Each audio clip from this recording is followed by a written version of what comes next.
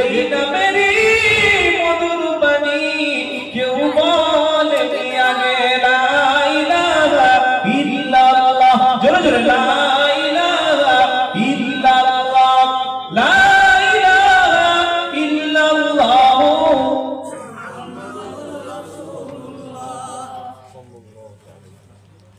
ওমিনান নাসি মাইয়াশতারি লাহওয়াল হাদিস, লাহওয়াল হাদিস বলা হয় গান বাজনা। কি বললাম? এমন একটা জিনিস যেটা আল্লাহর রাস্তা থেকে, কোরআনের রাস্তা থেকে, দ্বীনের রাস্তা থেকে আলেম ওলামাদেরকে, মানুষদেরকে বিচ্ছিন্ন করে দেওয়া যায়, এই জিনিসগুলোকে বলা হয় লাহওয়াল হাদিস। আজ মুসলমানদেরকে কোরআন থেকে দূরে রাখার জন্য গান বাজনা, যত রকমের খেলা সব সমাজের মধ্যে চালু করে দেওয়া হয়েছে। যখন তারা কোরআনের মজলিসের পরের দিন এই জিনিসগুলো পরিচালনা করত যাতে মানুষগুলো আল্লাহর নবীর থেকে দূরে সরিয়ে দেওয়া যায়, কিন্তু না, আবু জাহেল সফল হয় নাই। যখন আল্লাহর নবীর মজলিসে কোরআন হতো, লক্ষ লক্ষ মানুষ তারা ভিড় লেগে যেত। সুবহানাল্লাহ, সুবহানাল্লাহ। সাথে সাথে রেজাল্ট কি হতো? যারা আসতো আল্লাহর নবীর মজলিসে কোরআন শুনে চোখের পানি ফেলে মুসলমান হয়ে তারা বাড়ি চলে যেত। সুবহানাল্লাহ।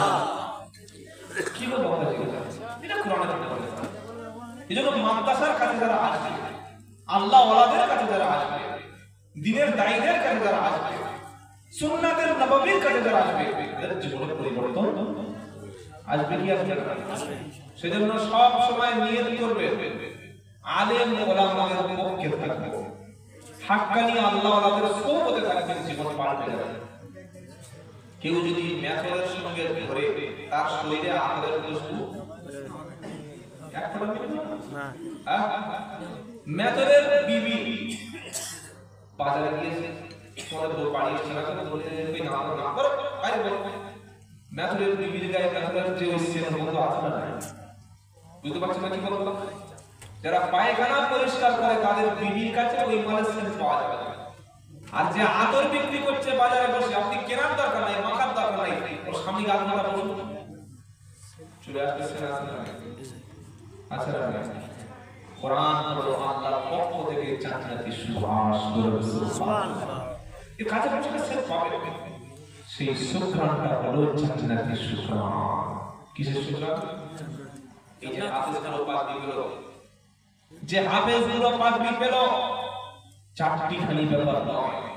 মাথায় একটা সাদা কাপড় ওস্তাদরা আমরা ওলামারা জড়িয়ে দিলাম না, আর এই কিছু হলো না, কিন্তু দুনিয়ায় 250 টাকা দামের কাপড়ের পাগড়ি পেল। আর এর বাপ আর এর মা কিয়ামতের দিন আল্লাহর পক্ষ থেকে একটা নূরের তৈরি পাগড়ি পাবে। সুবহানাল্লাহ।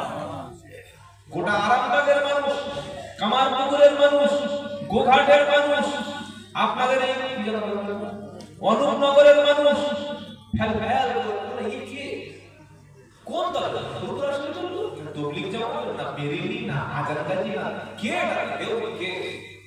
আল্লাহ বলবে ওদের কোনো পরিচয় নাই, ওদের একটাই পরিচয়, ওরা ওদের সন্তানকে কোরআন ওয়ালা বানিয়েছিল। সুবহানাল্লাহ। ওরা নিজেরা হয়তো আলেম ছিল না, নিজেরা হাফেজ ছিল না, নিজেরা মাওলানা ছিল না, কিন্তু এই অনুপনগর মাদ্রাসায় কোরআনের মহব্বতে, কোরআনের ভালোবেসে, দিল থেকে কোরআনকে ভালোবেসেছিল, কোরআনকে ভালোবেসে সন্তানকে মাদ্রাসায় দিয়েছিল। বাপের জীবনের সবচেয়ে বড় সৌভাগ্যের দিন যেদিন ছেলের মাথায় হাফেজে কোরআনের পাখি উঠবে। সুবহানাল্লাহ। আর কিয়ামতের দিন সবচেয়ে ছেলের জন্য সৌভাগ্যের দিন যেদিন ছেলের কারণে বাপের মাথায় আল্লাহ নূরের পাখি উঠবে। বুঝতে পারলে তো? সুবহানাল্লাহ। জোরে বলুন না সুবহানাল্লাহ। দুনিয়ায় বাপ দেখছে ছেলের মাথায় কোরআনের পাখি, দেখছে কি দেখে না? আর আখিরাতে দেখবে বাপের মাথায় আল্লাহর পক্ষ থেকে নূরের পাখি। সুবহানাল্লাহ। সেদিন লোক জিজ্ঞাসা করবে, আল্লাহ এই লোকটা কি এমন আমল ছিল, তার কোনো বাতিনি আমল ছিল, তাহাজ্জুদ কোন ইবাদত, কিসের ইবাদতে সে আমল করলো? আল্লাহ তাআলা বলবে, ওরে শোন, ও তেমন আমলদার ছিল না, ফরজ ওয়াজিব সুন্নাত আদায় করত। ওর সবচেয়ে বড় আমল ছিল ওর সন্তানকে কোরআনের হিফজ করা, হাফেজ বানানো। জোরে বলবেন সুবহানাল্লাহ। ইন্না নাহনু নাযালনা যিকরা ওয়া ইন্না লাহু লাহাফিজুন।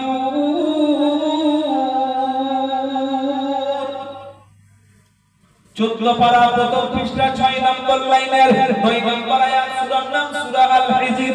আমার আল্লাহ বলছে, বান্দা নিশ্চয়ই আমি আল্লাহ কোরআন নাযিল করেছি, ওটার হেফাজতের দায়িত্ব আমি আল্লাহ স্বয়ং নিজেই নিয়ে নিলাম।